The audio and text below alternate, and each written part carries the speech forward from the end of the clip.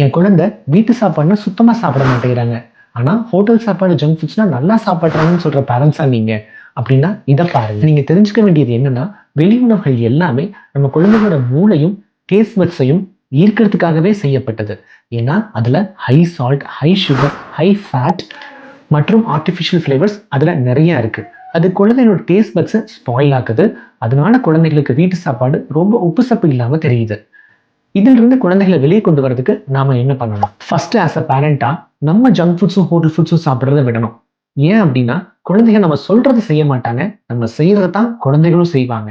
குழந்தைகள்லாம் silent observers.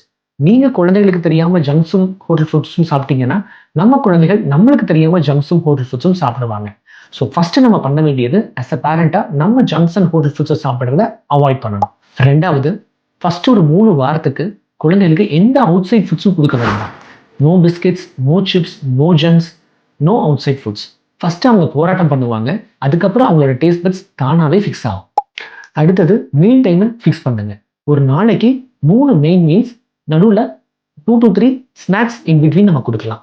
அரை மணி நேரம் 1 மணி நேரத்துக்கு நடுவில் கொஞ்சம் கொஞ்சம் உணவுகள் கொடுத்துட்டே இருக்கிறது வேண்டாம். அது குழந்தைகளோட பசிக்கிற தன்மையை குறைக்கும். எல்லாரும் ஒன்னா சேர்ந்து ஃபேமிலியா சாப்பிடணும். ஏன்னா குழந்தைகள் நம்ம பண்றதான் அவங்களும் காப்பி பண்ணுவாங்க. அடுத்தது, குக்கிங் ப்ராசஸ்ல குழந்தைகளையும் இன்வால்வ் பண்ண வைங்க. நம்ம வீட்டில் செய்யக்கூடிய ஃபுட்டையே கொஞ்சம் ஆல்டர்னேட்டிவா நம்ம ட்ரை பண்ணலாம். Heart shaped dosa, heart shape chapati, நம்ம டிஃப்ரெண்டா ட்ரை பண்ணும்போது அது குழந்தைங்க எடுத்துக்கிறதுக்கான வாய்ப்புகள் அதிகமா இருக்குது. அடுத்த விஷயம், குழந்தைக்கு என்ன வேணும்னு குழந்தைங்கிட்ட கேளுங்க.